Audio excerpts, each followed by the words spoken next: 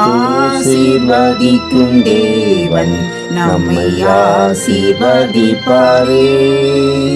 துதி ஸ்தோத்திரம் இயேசுநாதா, துதி உமக்கே என்றுமே.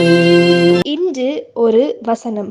பரலோகத்தின் தேவனானவர் எங்களுக்கு காரியத்தை கைகூடி வர பண்ணுவார். நெகேமியா 2:20. கர்த்தருக்கு பிரியமானவர்களே, இயேசு கிறிஸ்துவின் இனிய நாமத்தில் உங்களை வாழ்த்துகிறோம், ஆசீர்வதிக்கிறோம். ஆம், தேவனே காரியத்தை கைகூடி வர செய்கிறவர். கர்த்தருக்கும் அவருடைய வார்த்தைக்கும் வேதத்துக்கும் முக்கியத்துவம் கொடுத்து நேசிப்பீர்களானால் கர்த்தர் எல்லாவற்றையும் கைகூடி வர பண்ணுவார். நீங்கள் செய்வதெல்லாம் வாய்க்கும். சிலர், எங்களுடைய வீட்டில் ஒரு நல்ல காரியமும் நடக்கவில்லை, பிள்ளைகளுக்கு திருமணத்துக்கு முயற்சிக்கிறேன், வீட்டை கட்டலாம் என்று எண்ணுகிறேன், வீட்டை விற்கலாம், புதிய வீடு வாங்கலாம் என்று எதிர்பார்க்கிறேன், புதிய தொழில் துவங்கலாம் என்று எண்ணுகிறேன், ஒன்றும் கைகூடி வரவில்லை என்று சொல்லுகிறார்கள். தேவ பிள்ளைகளே, முதலாவது கர்த்தரை தேடுங்கள். அவரிடம் உங்கள் காரியங்களை முதலில் அவரிடம் சொல்லி தேவ சித்தத்தை கேளுங்கள். அவரிடம் வேண்டிக் கொள்ளுங்கள். அவரே வீட்டை கட்டுகிறவர், அவரே குடும்பத்தை பாதுகாக்கிறவர். அவருக்கு முக்கியத்துவம் கொடுக்காமல், அவரை கனப்படுத்தாமல் சுயத்தை நம்பி இருக்கும் போது உங்கள் முயற்சிகள் உங்களை கைவிட்டு விடுகின்றன. கானாவூர் கல்யாண வீட்டில் திராட்சரசம் குறைவுபட்ட போது மரியாள் முதலாவது இயேசு கிறிஸ்துவினிடத்தில் தெரிவித்தாள், வேறு யாரிடமும் சொல்லவில்லை.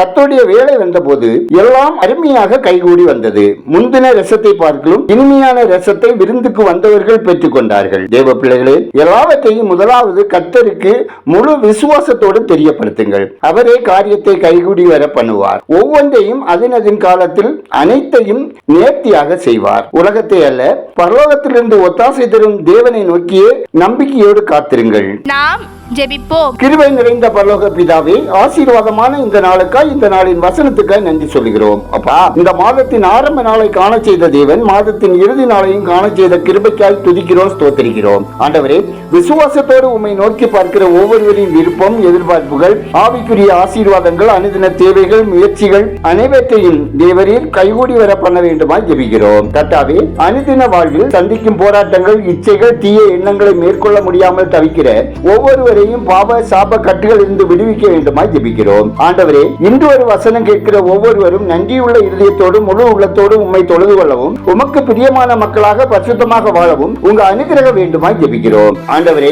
அனைவரையும் சகல தீங்குக்கும் தீமைக்கும் விலக்கி காத்துக் கொள்ளுங்க. அவர்கள் அப்பம், தண்ணீர், வேலை, தொழில், வியாபாரம், விவசாயத்தை ஆசீர்வதிங்க.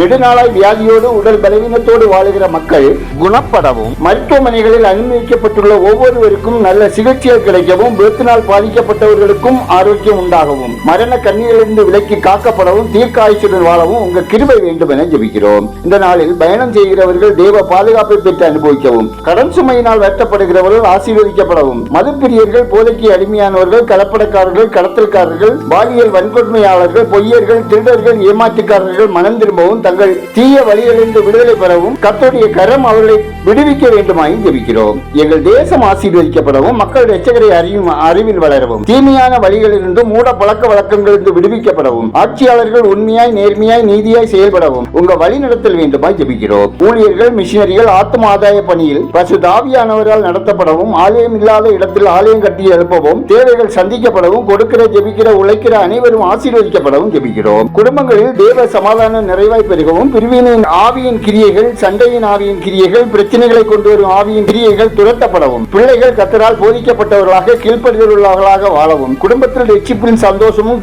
நிறைவாய் பெருகவும் ஜெபிக்கிறோம். எங்கள் விண்ணப்பத்தை அங்கீகரித்தவரே, அதற்கு பதில் தருகிறவரே உமக்கு நன்றி சொல்லுகிறோம். துதிகரமையுமே உமக்கே செலுத்துகிறோம். இயேசுவின் நாமத்தில் ஜெபிக்கிறோம் எங்கள் ஜெபங்களே நல்ல பிதாவே, ஆமென்.